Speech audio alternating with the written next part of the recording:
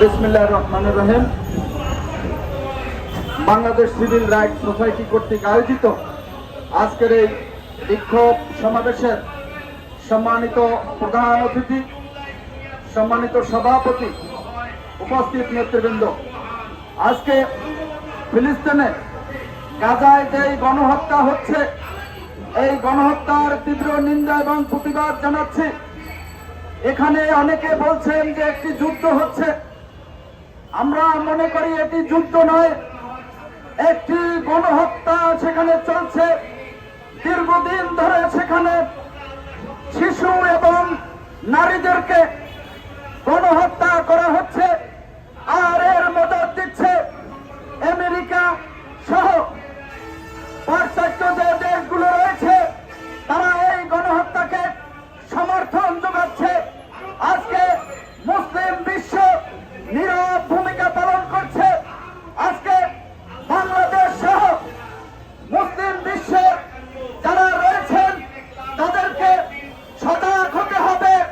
তারা এই আমেরিকার ফাঁদে পা দিয়ে আজকে এখানে যেভাবে নিষ্ঠুর নির্যাতন, নিষ্ঠুর ভাবে গণহত্যা চালাচ্ছে, এটা বিশ্ব আজকে অবাক বিশ্ব তাকিয়ে আছে যে মানবিক বিপর্যয় নেমে এসেছে। সেখানে আজকে দুর্ভিক্ষ চলছে, সেখানে আজকে খাদ্য সংকট এবং ঔষধ সামগ্রী সেখানে নেই, সেখানে চিকিৎসা পাচ্ছে না। আজকে সারা বিশ্ব সহ সকলের সেখানে ঐক্যবদ্ধ হয়ে এই খুনি, এই ফ্যাসিস্ট, এই নিকৃষ্ট জাতি তারা আজকে সেখানে গণহত্যা চালাচ্ছেকারী এই ফিলিস্তিনবাসীকে, এই গাজাবাসীকে যেভাবে তারা গণহত্যা চালাচ্ছে, এই গণহত্যার প্রতিবাদে আজকে সারা বিশ্বকে সজাগ হওয়া উচিত। তা না হলে বিশ্বে মানবিক বিপর্যয় ঘটবে। আজকে জাতিসংঘকে পদক্ষেপ নেওয়া উচিত। এই ইসরায়েলের বিরুদ্ধে একটি অমানবিক রাষ্ট্র, একটি খুনি রাষ্ট্র, তাদের বিচার হওয়া উচিত। এই আজকে আমাদের এই ফিলিস্তিনের বিরুদ্ধে যারা আজকে আগ্রাসন চালাচ্ছে, তাদের বিরুদ্ধে আমাদেরকে ঐক্যবদ্ধ হতে হবে।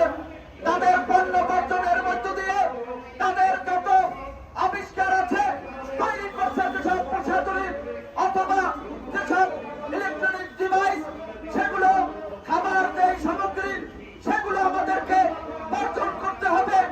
তাদেরকে অর্থনৈতিক ভাবে তাদেরকে ধ্বংস করতে হবে। তা না হলে মুসলিম বিশ্ব এক হতে হবে। তা না হলে এই বিশ্ব আর কত দেখবে এই শিশু এবং নারীদেরকে নিষ্ঠুর ভাবে হত্যা করছে। তাই আমাদের সকলকে মানবিক ভাবে আমাদের ঐক্যবদ্ধ হতে হবে।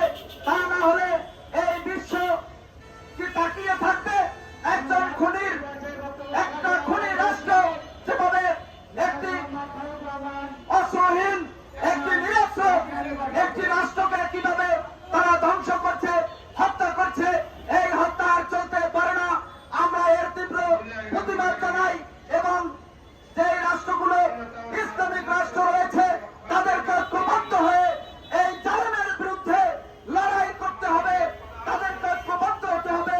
জাতিসংঘের মাধ্যমে তাদেরকে এই যুদ্ধ থেকে এবং স্বাধীন ফিলিস্তিনি রাষ্ট্র গঠনে ঐক্যবদ্ধ হতে হবে। সবাইকে ধন্যবাদ। সিভিল রাইটস সোসাইটিকে ধন্যবাদ জানাই এমন একটি সুন্দর প্রোগ্রাম করার জন্য। সবাইকে ধন্যবাদ।